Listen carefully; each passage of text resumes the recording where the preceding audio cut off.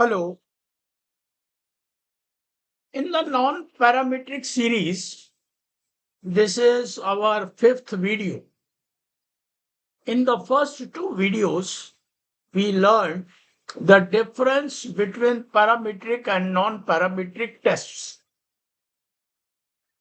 and why we use non-parametric tests.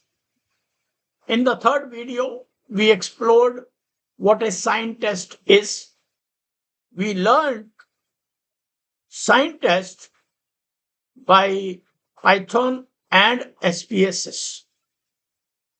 In video 4, we learned Wilcoxon test by Python and SPSS. In this fifth video also, I am using Hindi and English mix. इस video में हम सीखेंगे मान Whitney you test, जो एक non parametric test है और independent sample के लिए यूज होता है। जरा याद करिए कि हमने पहले एक दो वीडियोस में वन सैंपल टी टेस्ट देखा था एसपीएसएस से, two independent samples t test किया था एसपीएसएस से। अभी ये two independent sample t test है, लेकिन यहां पे डेटा स्मॉल है, छोटा और नॉन नॉर्मल है। सो अगर हम लोग कंपेयर करें टू इंडिपेंडेंट सैंपल सेट को और मान विटनी यू टेस्ट को, सिंपल डिफरेंस है कि वहां पे लार्ज डेटा था, यहां पे स्मॉल डेटा है। Check my videos on two independent sample test.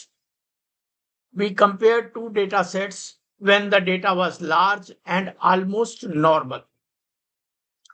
अगर आपके पास दो अलग अलग ग्रुप हैं और डेटा नॉर्मल नहीं है, तो ये टेस्ट बहुत इंपॉर्टेंट हो जाता है। यहां ध्यान देने वाली बात है कि डेटा पेयर्ड नहीं है, 1-to-1 नहीं है, यानी ग्रुप ए और ग्रुप बी अलग अलग लोग हैं, अलग अलग रिस्पोंडेंट्स हैं, सेम इंडिविजुअल्स नहीं हैं। यही डिफरेंस इसे विल्कॉक्सन टेस्ट से अलग बनाता है। मान विटनी टेस्ट कब यूज करते हैं? जब हमारे पास इंडिपेंडेंट सैंपल्स हों, सैंपल साइज छोटा हो या डेटा नॉर्मल डिस्ट्रीब्यूशन फॉलो नहीं करता हो।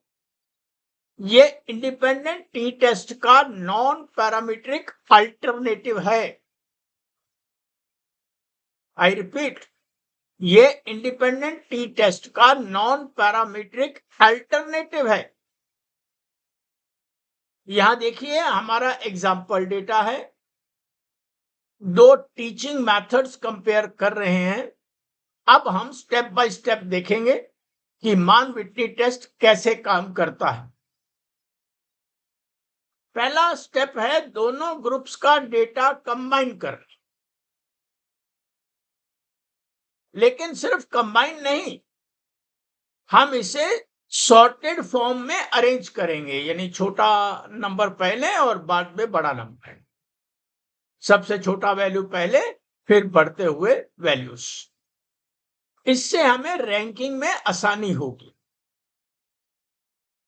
जब हम रैंकिंग असाइन करेंगे, सबसे छोटा वैल्यू को रैंक 1 और फिर अगला नंबर 2, इसी तरह आगे बढ़ेंगे। ध्यान दीजिए, यहां 50 दो बार आया है। जब टाई होता है तो हम एवरेज रैंक देते हैं, इसलिए दोनों 50 को 5.5 रैंक मिला है। ध्यान दीजिए इस बात को। अब हम इन रैंक्स को वापस ग्रुप्स में असाइन करेंगे, यानी हर ऑब्जर्वेशन का रैंक उसके ओरिजिनल ग्रुप में जाएगा। अब हमारे पास ग्रुप ए और ग्रुप बी के रैंक्स अलग अलग हैं। अब हम रैंक्स का सम निकालेंगे, ग्रुप ए का टोटल रैंक और ग्रुप बी का टोटल रैंक, यही वैल्यूज आगे कैलकुलेशन में यूज होंगी। अब हम यू वैल्यू कैलकुलेट करते हैं। फार्मूला सिंपल है, लेकिन कॉन्सेप्ट समझना ज्यादा इंपॉर्टेंट है। ये वैल्यू मेजर करती है कि दोनों ग्रुप्स कितने अलग अलग हैं। इंटरप्रिटेशन बहुत सिंपल है। अगर यू वैल्यू छोटी होती है तो ग्रुप में डिफरेंस ज्यादा है, यानी मेथड्स अलग परफॉर्मेंस दे रहे हैं। अभी हम लोग इसको एसपीएसएस में करेंगे। जब हम यही टेस्ट एसपीएसएस में करेंगे तो स्टेप्स हैं analyse, non parametric, independent samples, Mann Whitney test. SPSS output में सबसे ज्यादा इंपॉर्टेंट है पी वैल्यू। इसी से हम फाइनल डिसीजन लेते हैं, डिफरेंस सिग्निफिकेंट है या नहीं है।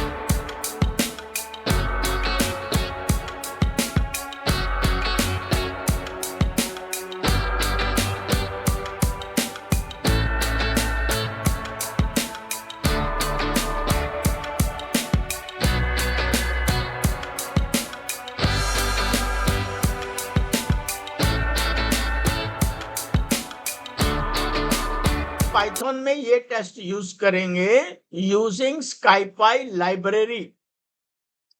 आउटपुट में अगेन पी वैल्यू पर फोकस करेंगे। अगर पी वैल्यू 0.05 से कम है तो हम कंक्लूड करेंगे कि ग्रुप्स सिग्निफिकेंटली डिफरेंट हैं।